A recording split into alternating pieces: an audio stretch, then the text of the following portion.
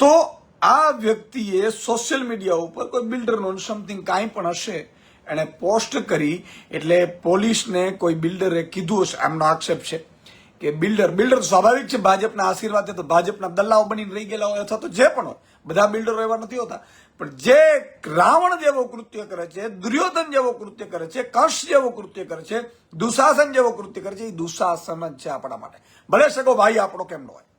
અને એનાથી મોટી વાત સાહેબ કે એમણે પોસ્ટ કર્યો અને ખબર નહોતી, એના ઘરેથી ઉપાડી લઈ લેવામાં આવે છે, 24 કલાક એને કસ્ટડીમાં રાખવામાં આવે છે. પછી એ આઈપીએસ અધિકારી, આ યુવાનના કહેવાના મતે એ અધિકારી છે, એ આને ઊંધો લટકાવે છે, માર મારે છે, પટ્ટે માર મારે છે, એ ત્રાહિમામ પોકારી દેવો અત્યાચાર કરે છે, ને એના ગુદાના ભાગ ઉપર પેટ્રોલ છાંટવામાં આવ્યું. પેટ્રોલ, તમે વિચારો તો કરો સાહેબ, આ લોકોના હાથમાં મરી ગયા છે.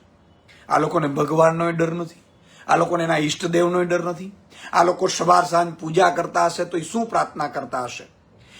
એ પણ ઈશ્વરનો જ સંતાન છે, એ પણ માતાજીનો જ સંતાન છે.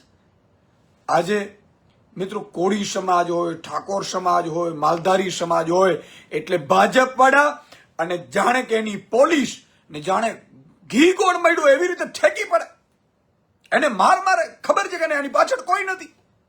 અને જે બોલશે નહીં ભાજપના નેતાઓ હશે કે કોળી સમાજના, બોલી પણ નહીં શકે.